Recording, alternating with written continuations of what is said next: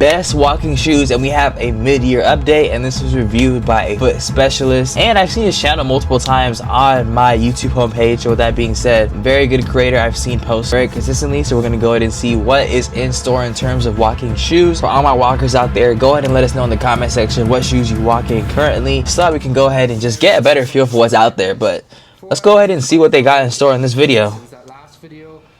We got some Hokas in here. We got, I believe that's the Fresh Foam 1080 V14, which we did have a pleasure to do on the channel. On Cloud Monster, looks like it to be.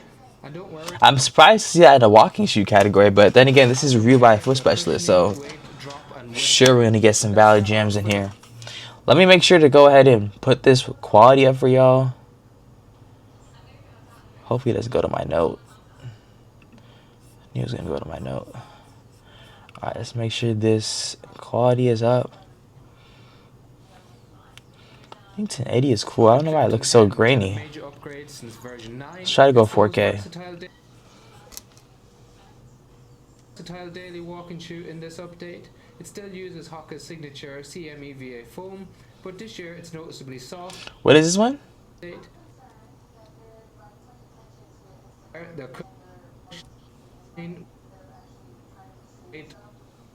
This 4K, y'all, might be a little too much. I'm not gonna lie to you. Let's go 1080. Rock out with 1080. Let's start off with the Hoka Clifton 10, which had a major upgrade. Clifton 10. It's the most versatile daily walking shoe in this update.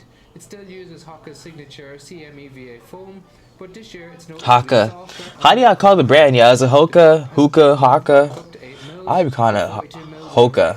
34 mils in the forefoot. The toe box is slightly wider than what we saw on the Clifton 9, and that's a major improvement in our eyes. So it allows for your toes to splay a little bit more space for your toes to wiggle. While it may not have the same amount of space as the Hoka Gaviota 5, has a lot more than all the other Hoka models in the market. And when it's combined with the nice cushioning and the padding underneath the forefoot, it really makes a big difference. It's moved up to an 8mm drop rather than the previous 5mm drop we've seen in all of the Clifton models, so that will suit with the majority of the population, provides a nice even distribution of pressure across your foot, and it can help offload the Achilles at the same time. It also comes in a wide version as well, and for those of you who need an extra bit of rigidity in the forefoot, it's nice and stiff in the toe box as well. In the rear foot, it's got plenty of flexibility in the heel counter, so it's moderately stiff, and has adequate padding to provide support for those of you who have sensitivity in the back of the heel. So this is an excellent option if you're looking for a shoe for standing for long periods of time or for walking all day. It's versatile, it's a bit of a workhorse of a shoe, and of course if you wanted to use it for some easy runs, it's an excellent option as well. Then we move on to the only shoe that we've kept in it from our previous video in January, and that's the On Cloud Monster 2. It's one of the most responsive shoes. Really surprising pick for me to see on this list. And a dual density helium midsole. It's relatively firm despite looking quite padded, so when you apply pressure to it, you sink into it a little bit, relatively balanced, and pushes you back out again pretty quickly. So the TPU plate within the shoe acts as a form of spring, so when you apply tension to it, it tends to propulse you forward. So it's an excellent option in giving you balance cushioning. You don't sink into it as much as what we saw on the Clifton 10, and it has a 6mm drop, so 2mm lower than the Clifton 10, with 36 mils in the rear foot, 30 in the forefoot, so it's not as max cushion as it looks, and it fits in with more of that traditional model. We classify it as a stable neutral shoe. It's got some sidewalls on the inside and the outside of the shoe, nice broad base support, and the TPU plate adds that extra element of stability to it. Now one of the reasons that we love it is for the summer, it's got a single engineered mesh on that breathability on it. Thin layer that's really breathable. Also, not even that, the overall design just makes it very wearable. It looks very appealing. I feel like that's one of the main things, especially if you want to walk good and feel good. You want to have something that looks good on your feet. I feel like that's going to enhance the experience so much more. Again, excellent for the hotter weather, and it's nice and flexible in the rear foot, so those of you with sensitivity there shouldn't have a problem either. So overall, if you're looking for a stable neutral shoe that's quite balanced, that's quite quick to turn over if you're a faster walker, then the On Cloud Monster 2 can be an excellent option for you. One of our personal favorites. For sure. Relatively lightweight for the amount of cushioning that's packed in, and super light on top. Then we move on to the New Balance 1080 V14. Now, we didn't One that we had a pleasure to do on the channel. And if you haven't already and you're new to the channel, make sure you check it out. I feel like this is one of those sneakers where it's one you think would be heavy, but it really isn't heavy. It's light, and it's very good for in terms of standing all day. If you're going to be on your feet for a long period of time, maybe you're going through an amusement park, walking, or things like that, I definitely recommend this shoe right here. Lots of great colorways. It's still relatively plush, you sink into it, it's nice and comfortable and soft, but it's not too mushy, doesn't make the shoe unstable like we saw on the V13. It's also a 6mm drop similar to the Youngcloud Monster 2, but we got 38 in the rear foot, 32 in the forefoot, so it's 2 mils more cushioning underneath your foot compared to the Youngcloud Monster 2. And on top it's completely different to the Youngcloud Monster 2 as well. It's got a much more plush upper, so it's much more comfort focused. It's a true to size and length, but it comes in a wide and an extra wide version as well. It's got the Fresh Foam X cushioning, and it's got new 4-foot flex grooves which assist with the push-off phase of the gait cycle and just make it a little bit more flexible despite the amount of cushioning underneath your foot. It's got moderate rigidity in the heel cup, and it's got lots of padding, plenty more padding than what we see in the Youngcloud Monster 2, and it's got a much thicker, more plush tongue that fits in with that kind of comfortable model that we look for in the New Balance 1080. So the 1080 is really the most popular walking shoe of the New Balance range. Really comfortable, really soft on the foot without being unstable. It's what we classify as a classic neutral shoe. So an excellent option overall if you're looking for a versatile trainer for standing for long periods of time. If you want to walk, move at faster paces, this is an excellent option for you. Then we're going to move on to one of the more staple shoes in the Brooks brand, and that's the Brooks Go 17. So this is the best. Brooks what? Go 17? And that's the Brooks Go 17. Brooks Go 17, okay. Model within the Brooks range. And I didn't know that. For that, it's a staple every year. They don't change it up too much. We've got 10 mils a drop this year compared to the 12 mils we saw in the previous model, so slightly lower, but the highest drop of all 5 shoes that we're talking to you about today. It has the colorway is pretty. Oh, Ghost. I thought you said Go. This is the Ghost. Okay, we know about the Ghost. So if that's I like the colors. in terms of protection underneath your forefoot, Nice little gradient switch up. It's going to place extra pressure on the forefoot, and you don't have as much padding underneath your foot.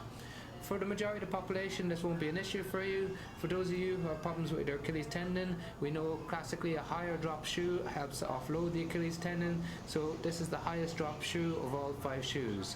Then in terms of the midsole, we've got DNA Loft nitrogen injected midsole, which is much more balanced than what we saw in the previous models. So when you apply pressure to it, you sink it into it a little bit and then it pushes you back out again. So it's quite responsive, it's relatively flexible in the forefoot and more flexible than the other 5 shoes as well. So if you're looking for a slightly faster shoe that's lighter than the other shoes, then the Go 17 is an excellent option. On top we've got a wide and an extra wide as well. To true to size and length, we've got some padding around the tongue, and we've got loads of padding around the heel cup, and it's quite stiff around the heel cup. So those of you with sensitivity there may not enjoy it, but adds extra elements of stability. We have some mild sidewalls on the inside and the outside of the shoe, so we classify this as a stable neutral shoe rather than the New Balance 1080, which is just a classic neutral only. Then finally I want to move on to a more stable shoe, and that's the Hoka Gaviota 5. Now, Gaviota, never heard of this one. The shoe in the Hoka range that we talked about in our previous video is not as stable as what we see in the Gaviota 5, and there's a couple of reasons that we chose it for this video that we want you to know about. Now, one is it has the best toe box of all the shoes in the Hoka range. Really? It's really broad. It's really wide though. Got lots of space in there. So if we look at it compared to the Go 17, there's just no comparison. So loads of space in there, but they've also mastered the fit because they made it relatively tight in the midfoot and in the heel, so it's nice and snug there so your foot's not swimming about, and then loads of space for your toes to display. So an excellent upgrade from the Gaviota 4. It's got the CMEVA cushioning, the same that we see in the Clifton 10. So it's a relatively plush cushioning, it's more focused on comfort than responsiveness, and you've got a 6mm drop with 36 mils in the rear foot, 30 in the forefoot. It's the heaviest of all 5 shoes though, coming in around 310 grams for a size 9 men's US. However, it packs in lots of stability. So it's got Hoka's H-frame which sits in the midsole, so we've got denser foam that sits on either side of the outside of the midsole, and a bar that runs across the middle, so it kind of looks like a figure 8, and that provides stability along the Kenzie. Sorry about that, y'all. If y'all hear that, it's just a dog barking in the background. System that we see in the Brooks range to help keep your foot centered in the shoe. Matter of fact, let me open the door for him real quick. I'll be right back, y'all. It's torsional stability to the shoe as well. So we have big sidewalls on the inside and the outside of the shoe, a H frame, a really broad base of support. These three features make it more of a moderate to max stability shoe. So if you're someone who struggles with pronation moments, over pronation and pronation control, the Hoka Gaviota 5 is an excellent option for you, and it provides more stability than the Arahi 7, and it has a much broader toe box. The upper on top is very plush, so it's very comfort focused, loads of padding around the tongue and the heel cup, and it's got a nice pull on tab as well. So it's an excellent option if you're looking for a lower drop shoe with max cushion and max stability. So we've got 5 contrasting shoes. As we said, we've got the Gaviota 5, which is a max stability. We've got 2 stable neutral shoes in the Go 17 and the On-Cloud Monster 2, and 2 classic neutral shoes in the Clifton 10 and the 1080 V14 in the New Balance. They all provide different types of support, different types of features, fit and comfort. Hopefully I covered that all for you, but if you have any questions on them, please drop them in the... Yep, y'all, that was a lot. That was a lot to unpack. I've seen a lot of shoes that I've seen in the running space that I wouldn't think I would see in a walking space, but I feel like that just goes on to show how versatile these shoes are and how you, I don't want to say you really can't go wrong, but with that being said, it just shows like the overall like versatility and capability of all these different shoes. But comment down below any options that you found that would be very nice for you and what you got in your life and your purposes. Let me know in the comment section which one you guys think would be of use for you. But make sure to leave a like on this video if you found this video helpful. And I have great news. I actually created my own top 10 most comfortable walking shoe list. So if you're into shoes that are going to give you that premium comfort and nice feel while you're walking, I recommend you click the playlist or the video right here. And I'll see you in that one, y'all. That's going to be a good one. And actually, matter of fact, go ahead and comment down below in that video and let me know which one you thought was the best.